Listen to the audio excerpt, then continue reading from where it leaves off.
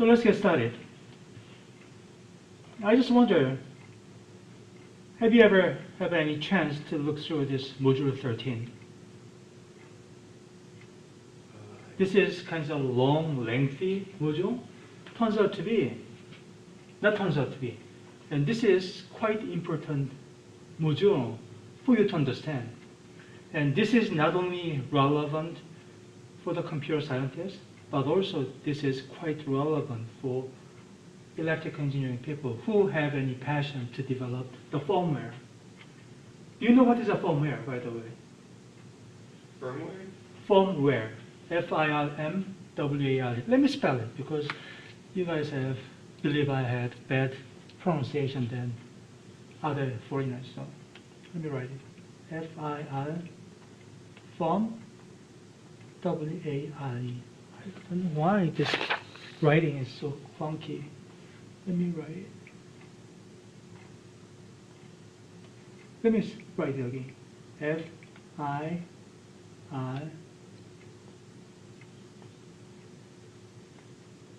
So what is a firmware? You said you did some senior design.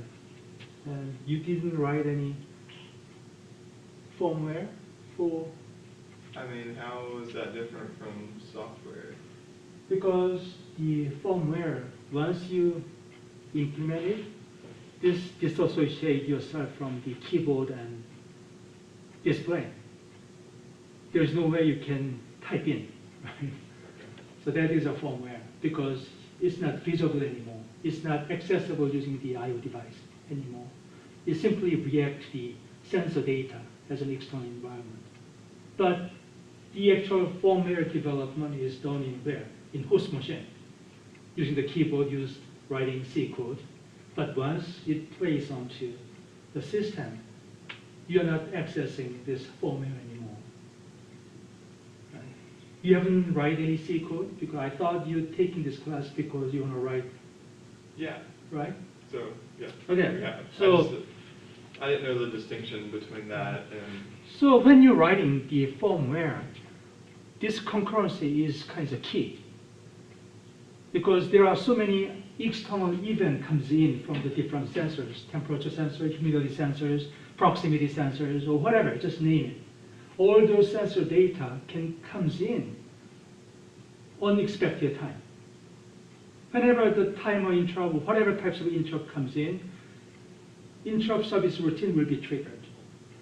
All these interrupt service routines start accessing the shared data.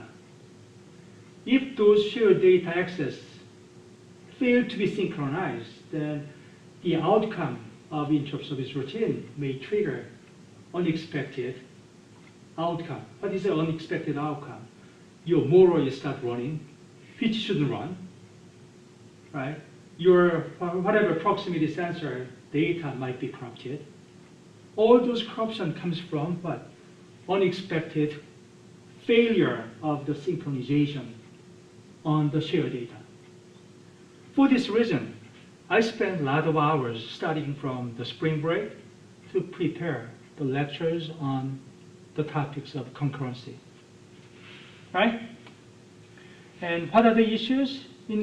By the way, Zachary, can you tell me what's the definition of concurrency? What is the goal? When we refer to the concurrency? To simulate parallelism. Simulate parallel? No, it's not the simulation. Well, it's like the illusion of That's right. parallelism. The concurrency is what? We try to the goal of the concurrency is create the illusion of simultaneity. How we can create the illusion of simultaneity? By allowing different thread runs different section of the code. As long as we can increase the level of overlapping the different code execution in the different section, what's the outcome? We can create more illusion of simultaneity. That is the goal of operating system. Think about the operating system. By allowing the different processes using the different resources, right? As a result of that, it tries to create all those processes runs at the same time. That's the illusion the operating system create using the concurrency. We practice concurrency by working on the kernel hacking. But once your feet and hands are wet and dirty in x86 operating system, you have some notion, you have some idea how I can write the concurrent algorithm, how I can develop the concurrent algorithm first, and then how I can implement the concurrency in my code.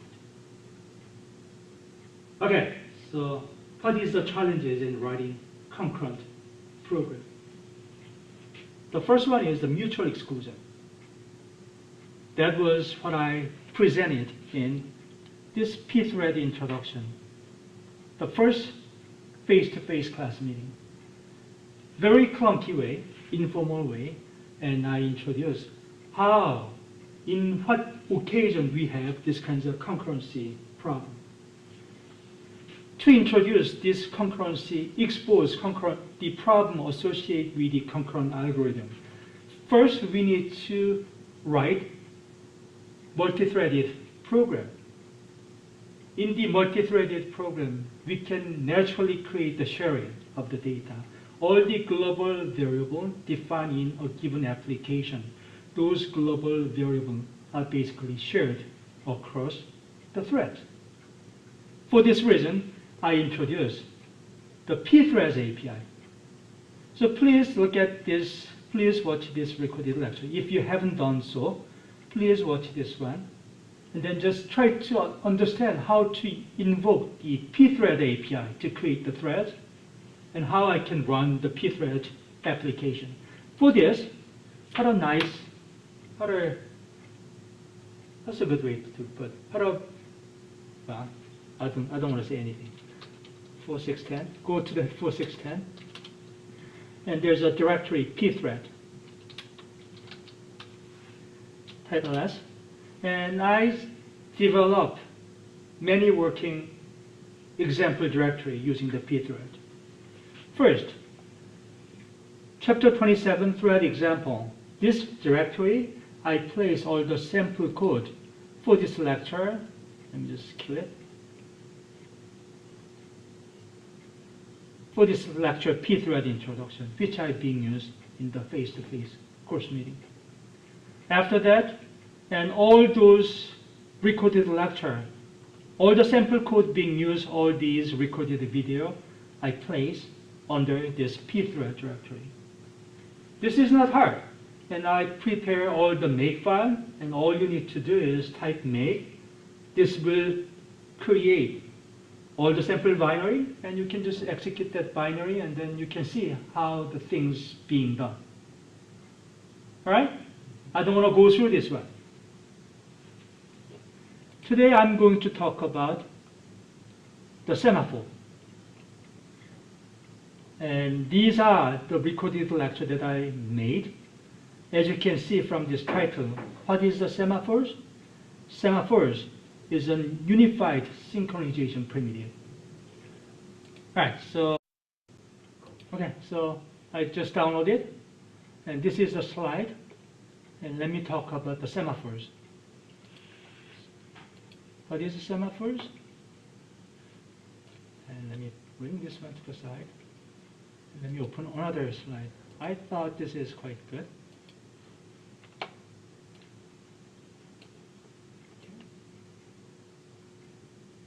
All right.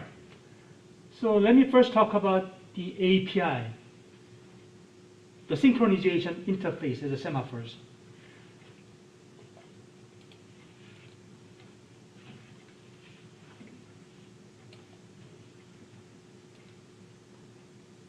So in previous class, I introduced a couple of synchronization primitives. One is the log, the other one is the condition variables. So what is a log for? The log API, log primitive is one synchronization primitive to support mutual exclusion. Why we need mutual exclusion to write concurrent program? Can you tell me why we need log? Why we need mutual exclusion when we write concurrent algorithm, concurrent program? To keep data correct? Like, to make sure they don't overwrite each other's data? That's right. This is about the race, right? Yeah. I introduced one classic example for the bank account application.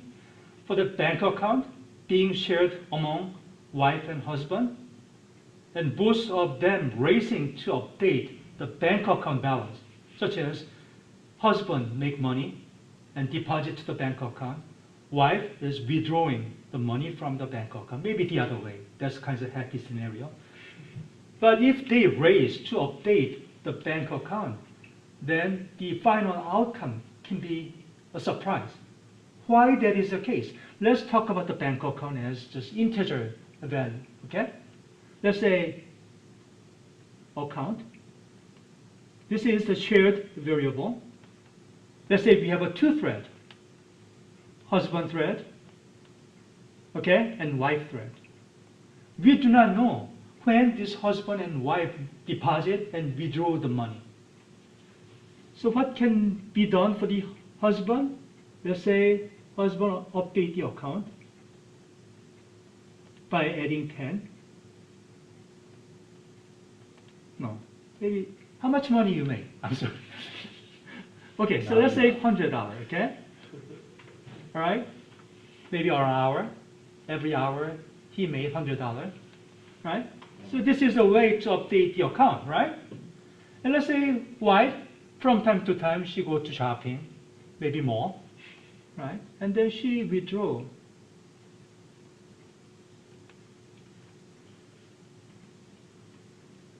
Minus maybe, how much money you spend in,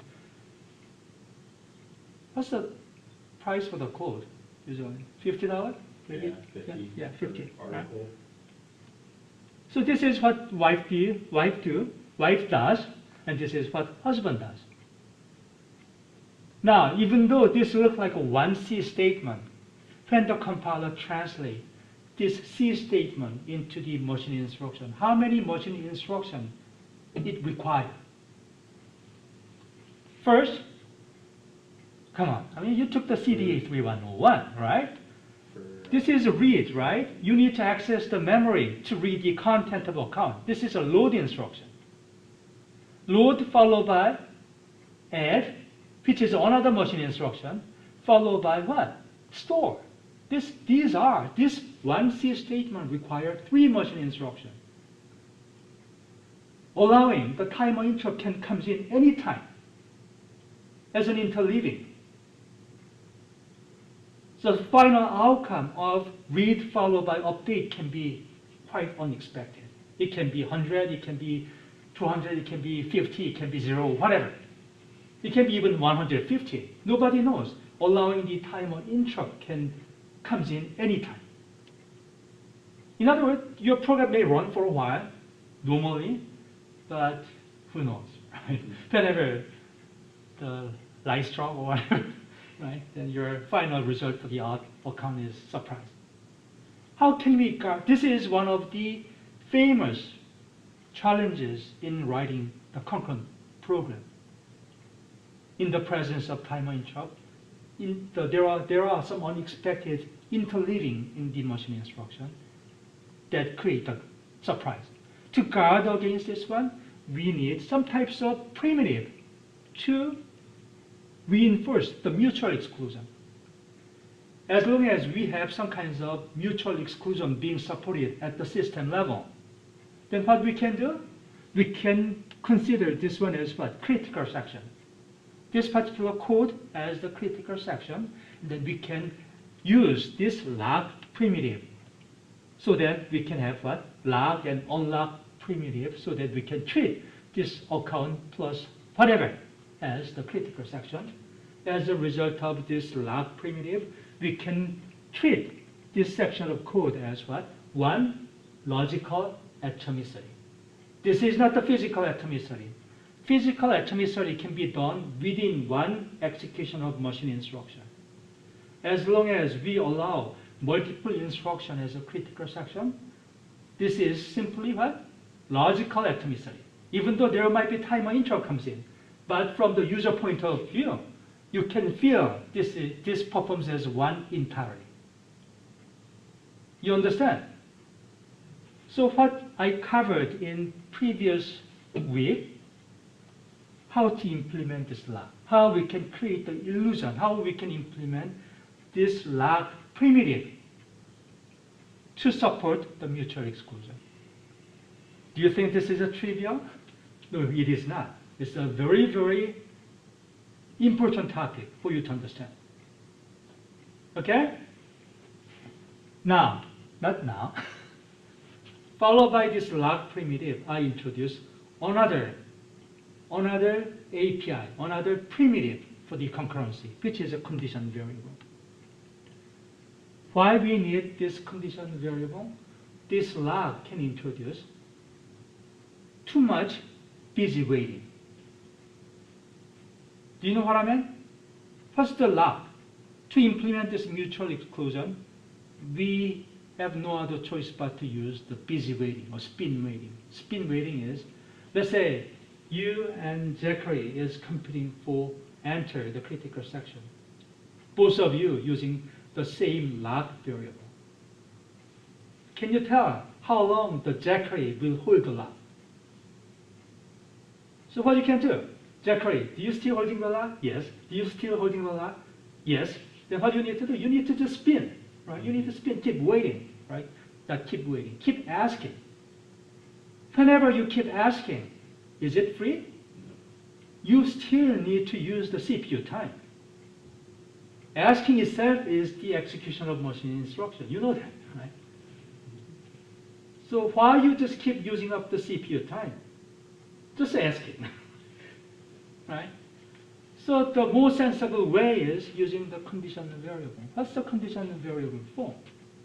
Once you asking him, well, to know when it's free. That's right, that's right. I'm just sleeping on that lock. So that when the Zachary is done, then Zachary will notify you. Is it always good? It's quite questionable too. Seriously, right? There are a lot of overhead associated with the sleeping. Okay. Anyway, so to minimize the cost of the spin waiting, I introduce another synchronization primitive, which is condition variable. Using this lock and condition variable, by sensible way of using this lock and condition variable, you can solve many concurrent problems, I believe. One of those are very famous. Let me show you one classic, interesting problem, dining philosopher's problem. Okay? Are you ready? Do you know what is the dining philosopher's problem? I have not heard of it before. Do you know what's the dining philosopher's problem? This is one of the most popular interview questions. Okay? If you have an interview from the NVIDIA, just name it, okay? Without knowing the dining philosophers, you may lose your job opportunity, okay? Please understand what's the dining philosopher's problem. Who knows? They may simply asking you, what's the algorithm to solve this dining philosopher's problem? Okay? Let me show you. What's the dining philosopher's? Philosopher's problem. 5 philosophers gathered for dinner. They sit at a round table with their bowls of rice. A philosopher can either think or eat. For eating, a philosopher must As I said, I don't like her have pronunciation. chopsticks in You know their that, hand. right? The problem is, though there are 5 bowls of rice for each philosopher, the chopsticks are placed between each pair of adjacent philosophers.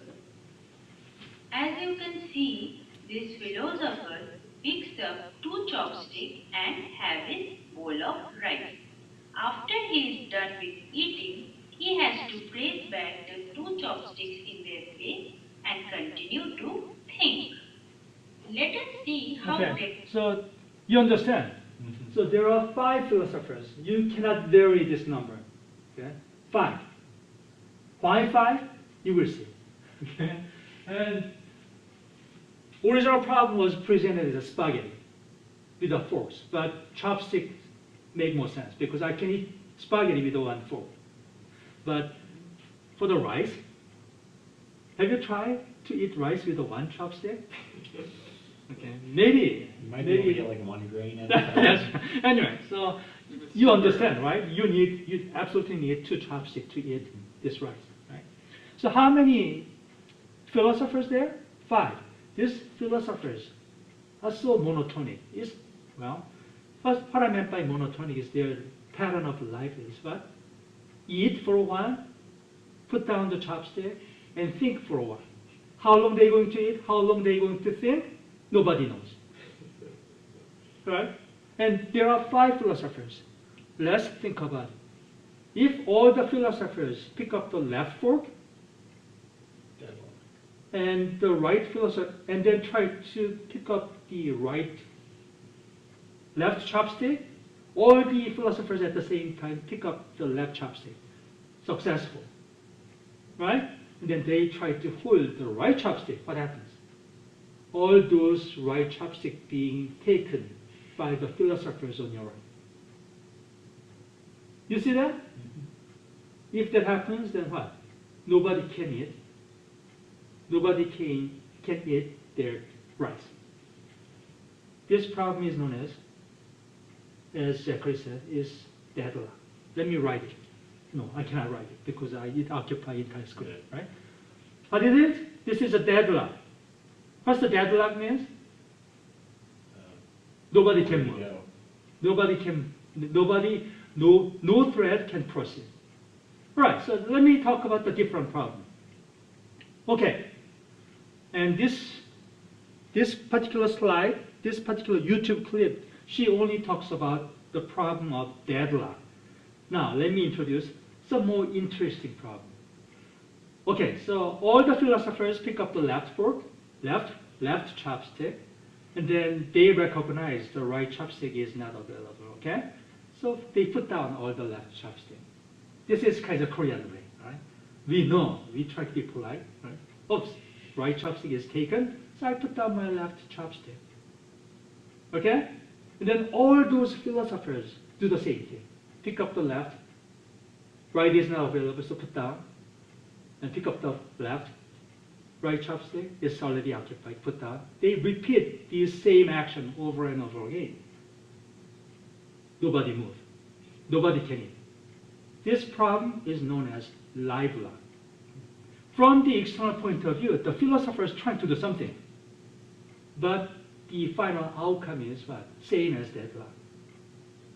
You understand the difference between the deadlock and live lock? Deadlock is they cannot move. They cannot proceed. But live lock, they move a little bit. But the final outcome is nobody can eat. Both of these live lock, deadlock are famous problem of this dining philosopher's problem. Okay? So how are you going to solve this problem of the live? How can you write the concurrent algorithm so that the philosophers can eat their rice with a good level of concurrency, good level of simultaneity? Now, this is the kinds of cleverness of writing concurrent program. Think about it. The most brutal way to write the program is what? Make this table as a critical section. Entire 5 bowls, entire 5 chopsticks.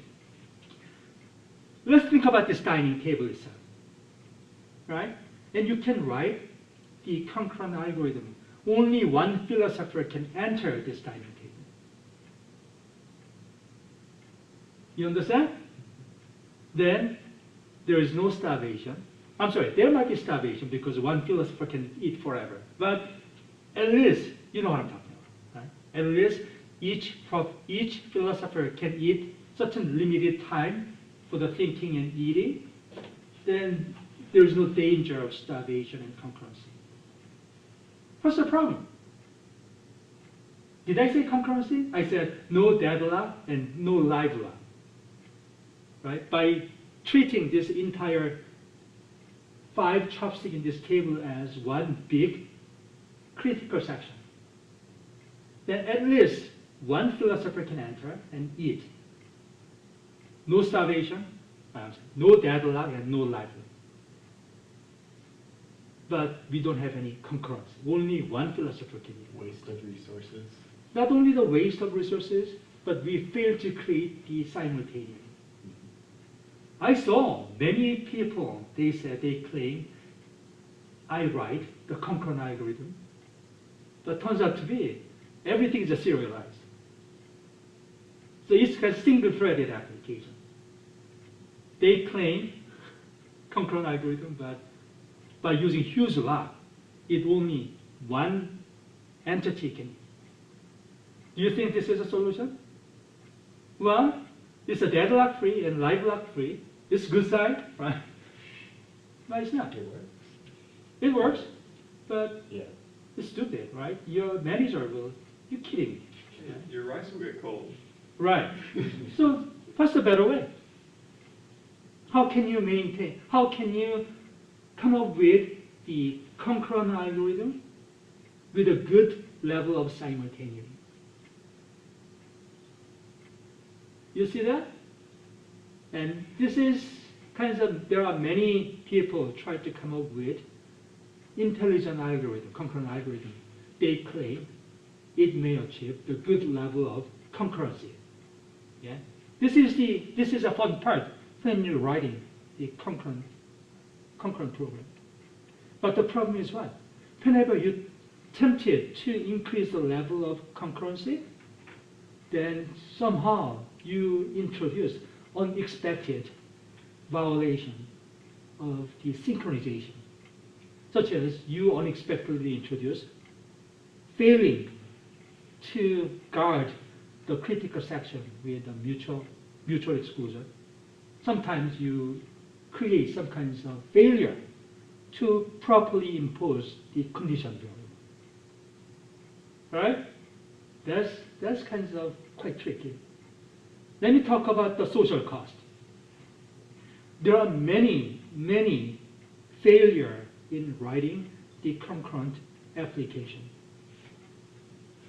In particular, in public service, such as the blackout, the missiles, right?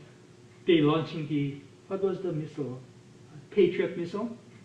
Because of some kinds of miscalculation introduced from the race, it landed in unexpected spot. It can cause the death. It can cause the billions of dollars of the failure in whatever. In such as, is what, 19 something, close to 2000, year 2000, there's some famous blackout in California that created by this concurrent algorithm, concurrent implementation of the power management. Okay? Whenever those kinds of problem comes up, this is the same thing. Even though someone claimed I wrote very sensible concurrent algorithm, it runs perfect for next 10 years. Right? After next 10 years, suddenly there are some unexpected deadlock happens. Now how are you going to debug? Seriously, how are you going to debug? Exactly. So someone run this whatever state-of-the-art guiding philosophy concurrent algorithm. Everyone is happy for next 10 years. Right? And right after 10 years, the New Year's, right after midnight, suddenly this concurrent algorithm failed. How are you going to debug? That'd be a tough one, just because Right. you would barely know where it even broke. So now you understand Yeah. what I'm saying as a social cost. So what the California state government did, they organized a task force to understand where the problem comes. It took for a while, and then they spotted where the problem comes. Once you spot where the problem comes, the fix is relatively simple, but who knows, that fix may not be perfect. So now you understand why we need to maintain certain quality of our program. Right? There are some, I shouldn't say this one. So now you understand why I tried to tough on you. Maybe I can let you go for free, don't even grade you, and as soon as you register my class, your grade A is guaranteed. You don't need to come to class, you don't need to do the assignment. I'm okay with that. Right? I really like that. I really like that idea. But it's a sin. It is a sin as an instructor to to generate. Let the student go without any qualification. You understand what I meant by sin?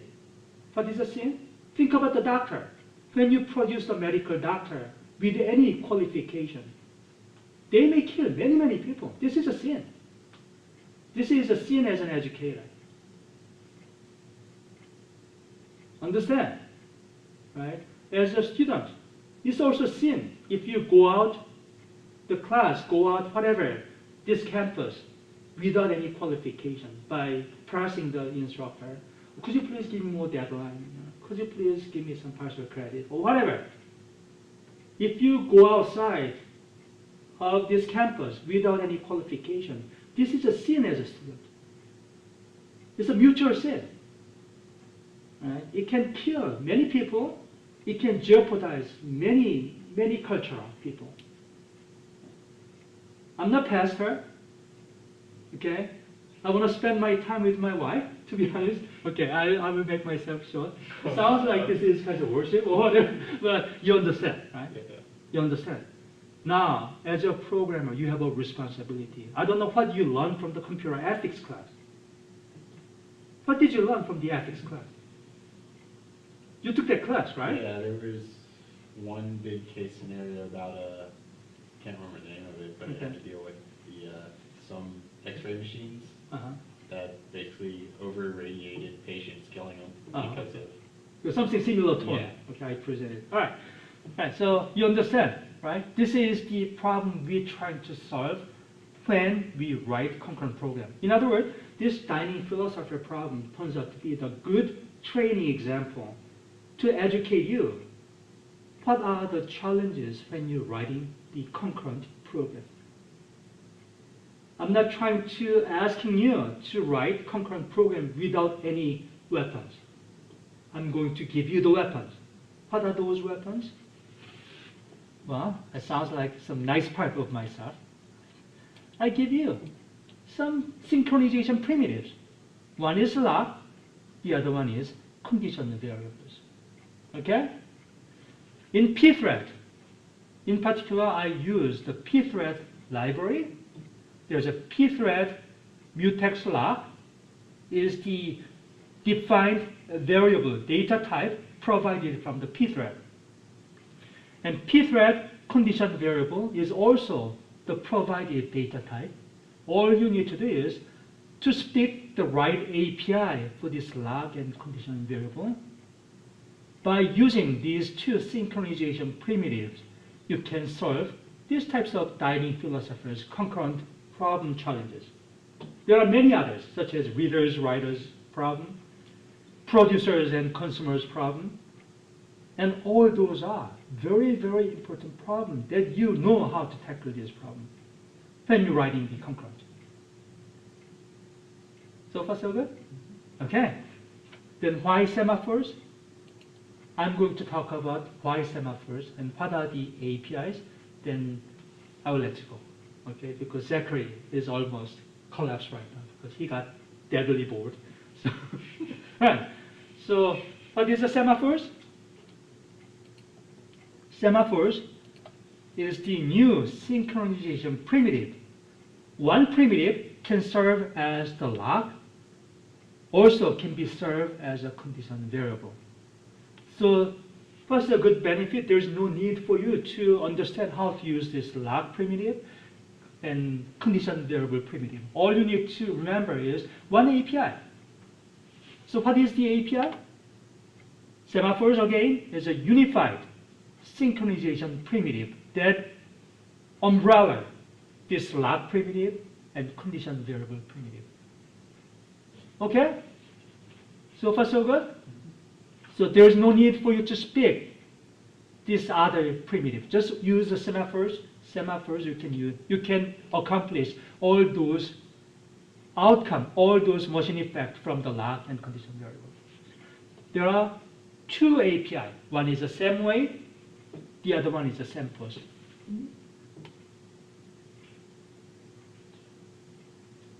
Very simple. Semway and sempost. Another one is a seminit. Include semaphore.h, obvious.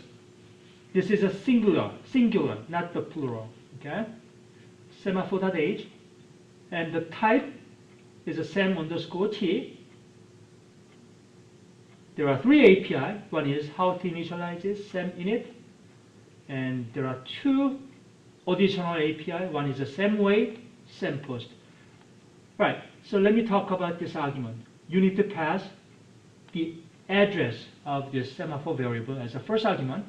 Second argument 0. This indicates this semaphore S being shared among threads in this application. Okay? This 0 is the flag.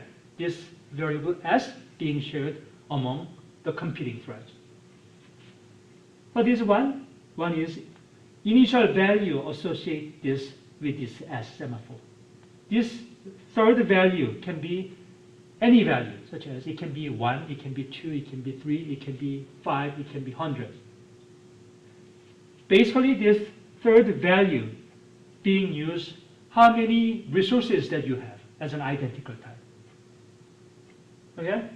For instance, if you have like a printers, 5 printers, this value, third value will be what? 5. Okay? So let's look at the semantic of this same way. This is important. Decrement the value of semaphore S by 1. Okay?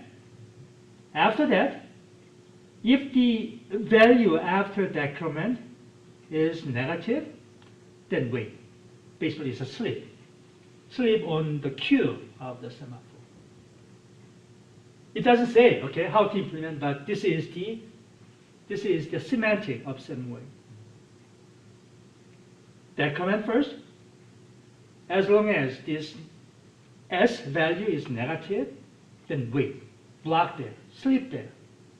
Otherwise, just return. Okay? Now let's look at the sem_post.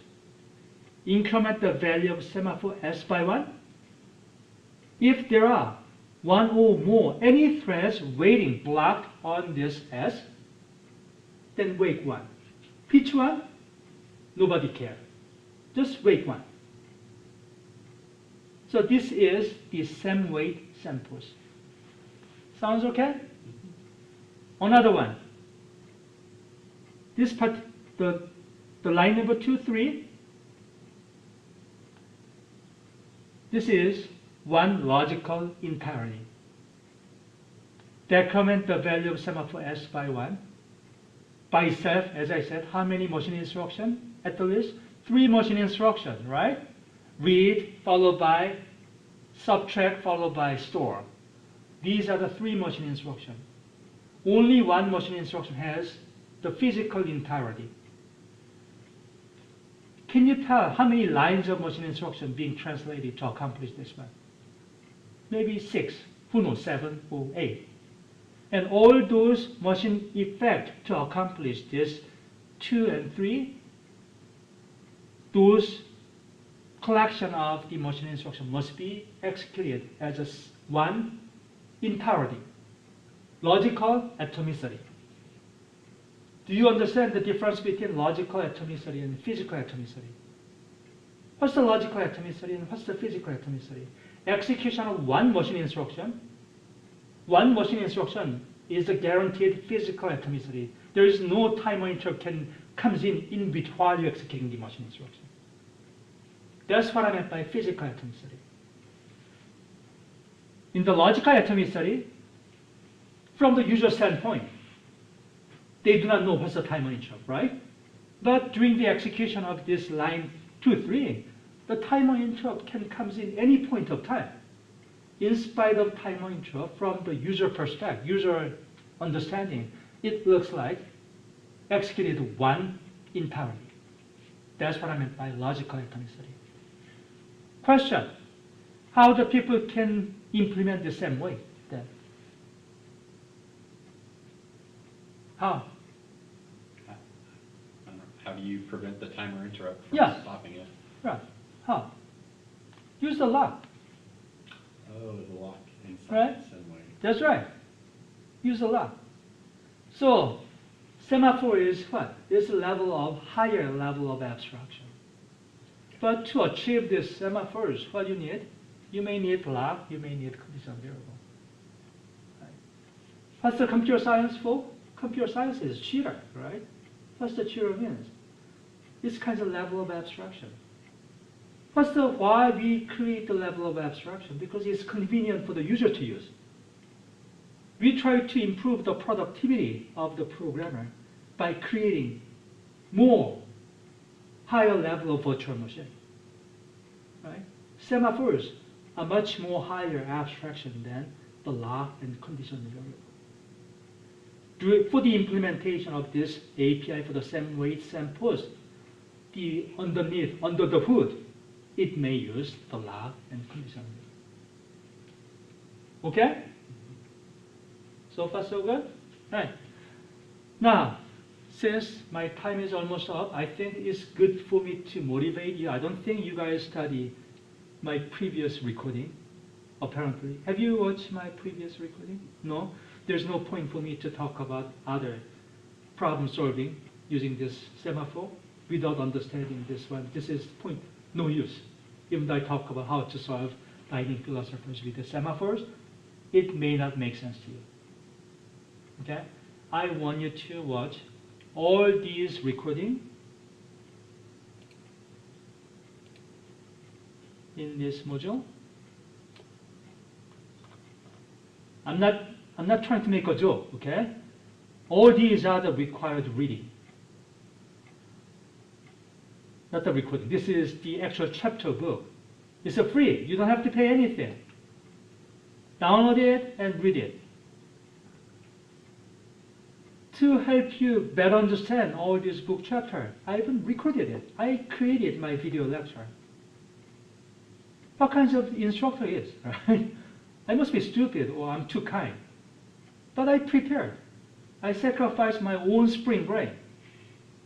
And it's not, you're not watching this one? I mean, this is just insult, to be honest with you. Okay? You need to watch all this recorded lecture for two reasons. One, for your own benefit.